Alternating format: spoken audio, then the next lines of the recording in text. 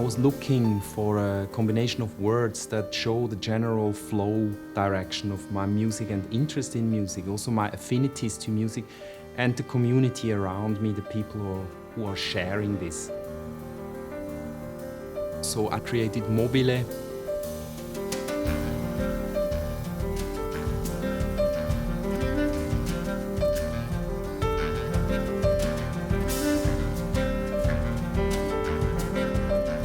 Mobile is more focused on very long arcs with maybe less harsh breaks than Ronin. I think for me, playing is like very trance-like. I think I would describe Mobile.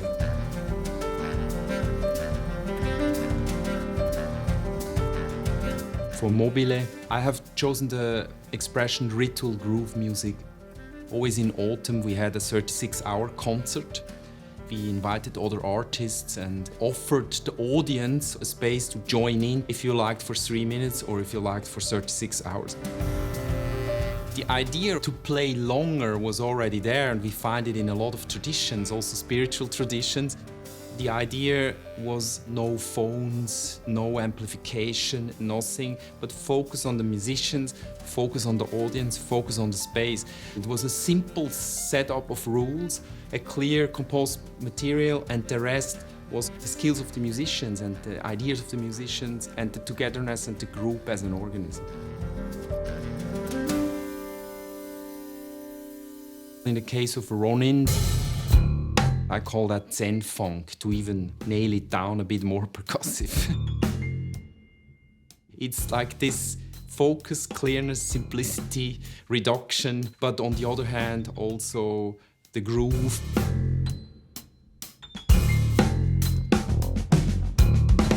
The togetherness, the playfulness, the sensuality, the dance.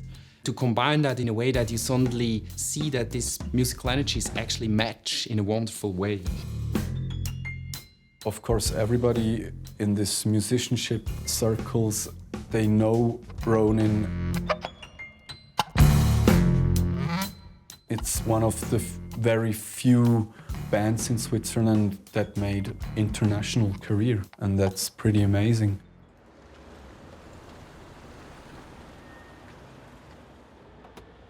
They play every Monday in Exil, but besides that, they mostly tour internationally.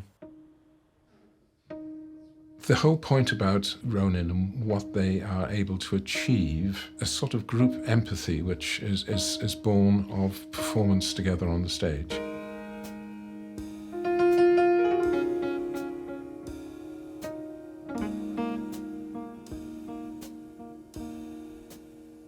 You can probably get accomplished musicians to come in and play something similar, but it wouldn't be as successful because after years and years of performing together, you get this sort of remarkable group empathy, which in many ways is being lost, you know, not only in jazz, but in popular music as well, of groups working together very consciously on a group sound.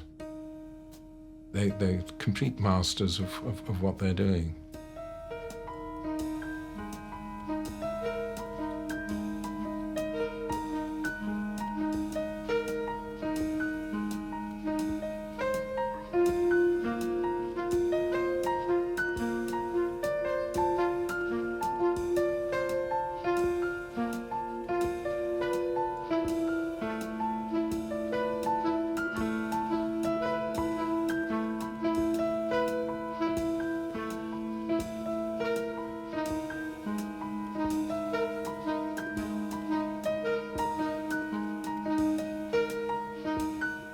Like Stravinsky said, through rules you create a lot of freedom.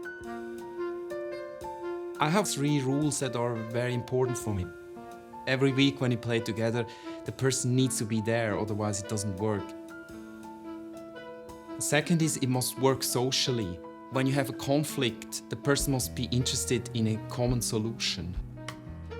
And the third one actually is the aesthetics and the philosophy and the capacity to understand that.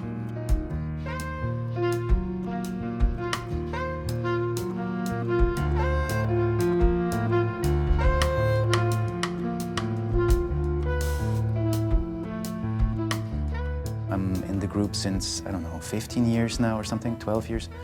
The music is what's most important, and so everybody puts themselves a bit behind at a certain point when you see like, okay, now I just maybe have to step back a bit. This thing is kind of holy, I guess, and everybody tries to put as much into this that it stays like this, and that it has some space to develop and go in a different direction if it has to.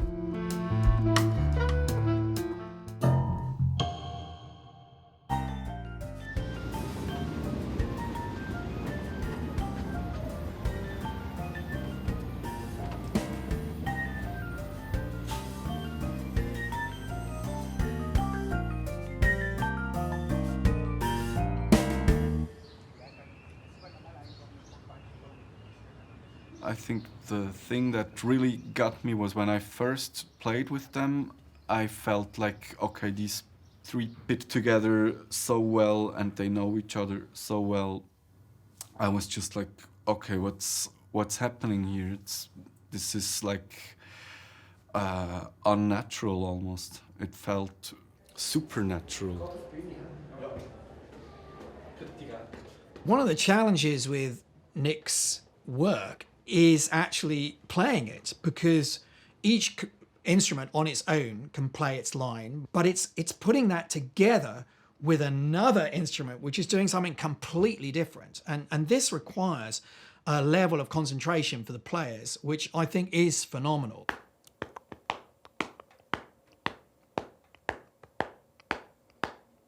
I offer anyone a challenge to try and do something in 3 on one hand and 4 in the other.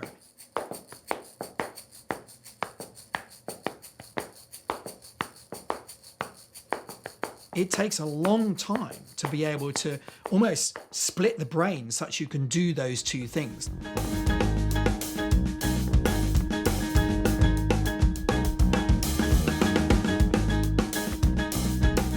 Not a lot of people realize that when you hear it, there are so many double voicings, or even sometimes it's you don't know who's playing what. So it's not just like 4 different patterns and then we play together as one. Totally interlocked, you know. I think there's always something, maybe it's just in the hi-hat or every other snare beat or so, that will be my anchor. Like, that I know, like, these are the interlocking parts where one of his elements is also in my time signature. It puts them, I think, into quite a trance mentality, and I think that's what takes their audience with them into a kind of unknown world. I remember moments on stage where I was thinking, like, is it still right what I'm doing? Because I felt like I was off just in this experience of trance.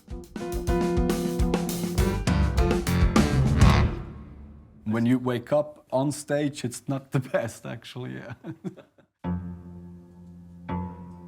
When they play the patterns, that's very hard. That takes a lot of work and a lot of discipline. But then when they start improvising over the patterns, that's really, that really blows my mind.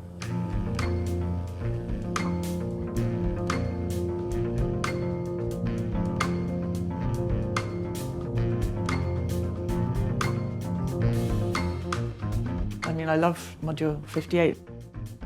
It's so exciting. I was like, okay, I'm just going to learn it. Through learning that, I started to be able to perceive the other kinds of things that were going on and how Nik's playing was working with that.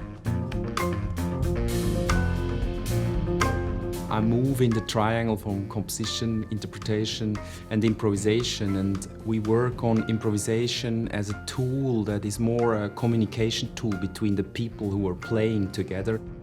Sometimes we have the picture of an animal that is moving in its surroundings, and suddenly you see it, suddenly you don't. It disappears in the context, but it's still there. There's so much that comes into this composition that sometimes it's hard to say if it's the original composition or is it already a composition by Jerry or by Kaspar when he plays the drum beat. With Nik's music, the point is if you play it really tight or exact, it sounds mathematic.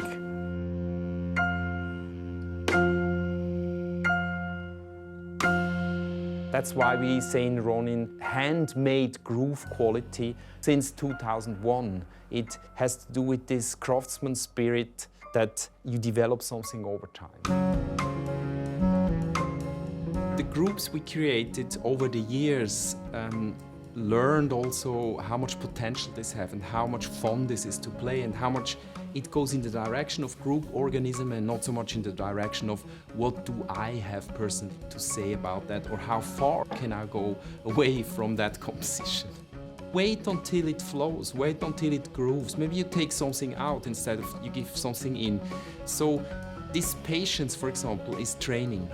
You need to trust it. You need to have done it several times because you know when you wait 2 hours and you do something then, it has an enormous impact. But many people, they're not used to that. They cannot even wait 2 minutes.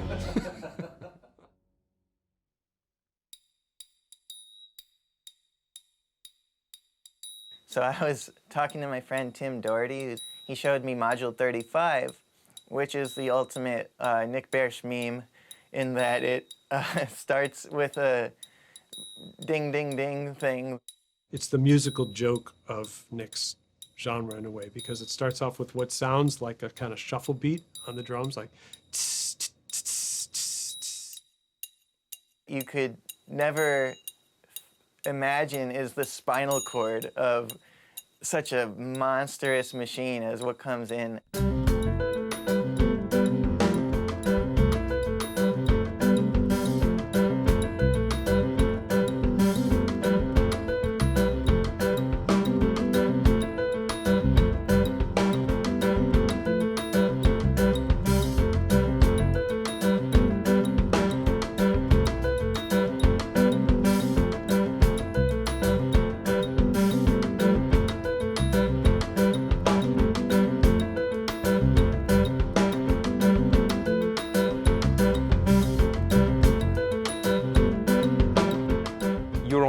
Foot somehow in the wrong orientation, and then the game with the orientations and the views starts to work and to develop. The drum pattern is an elaborated 4/3. Nobody's playing the 3, but everybody in the band is hearing the 3 because they have to know where the beat is for where they come in.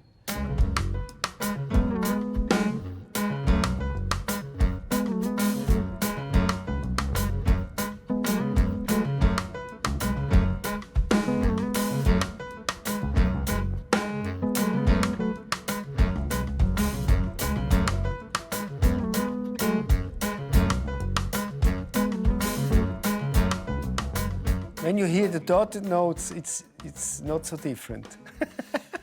But when you hear it in 3, you're lost. Right? When it starts this tit tit tit tit tit tit tit tit tit, so everyone starts tit tit tit tit tit tit tit, right? But the song is like tit tit tit tit tit tit tit tit tit tit. The drum beat of 35 is a non-foreseen masterpiece. I just played and I had it very quickly. But what is in there is huge.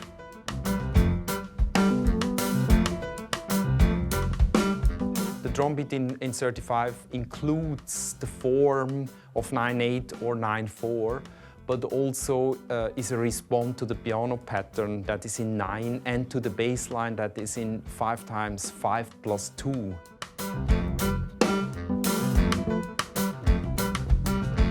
'35 is maybe the best example for this polymetric and polyrhythmic organization of our music. And where it starts is just a fiction one.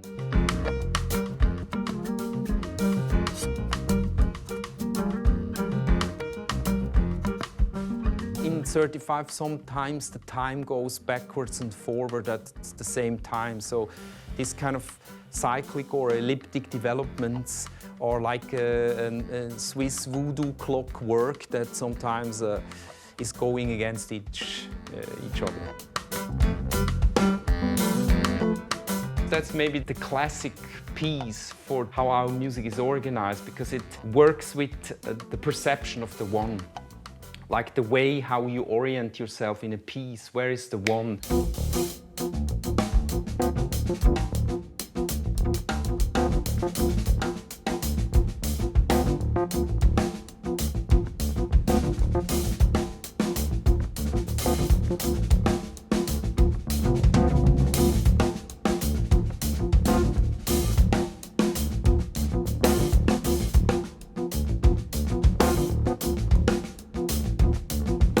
Many pieces in music, actually everything is on the one, but we want to bring these ones a bit on to different places that we can develop a balance of rhythms and a balance of structures. So finally then, when the piece starts to roll and to flow, after a while you don't know anymore where is the real one, and it's also not important because it's kind of a topography of different directions, different spins, different relations of the different patterns. That's the thing about it that's really most amazing, is it's very accessible, even though it's like this extremely patient, long-form, minimalistic jazz, classical stuff. It makes you move. It's like contagious.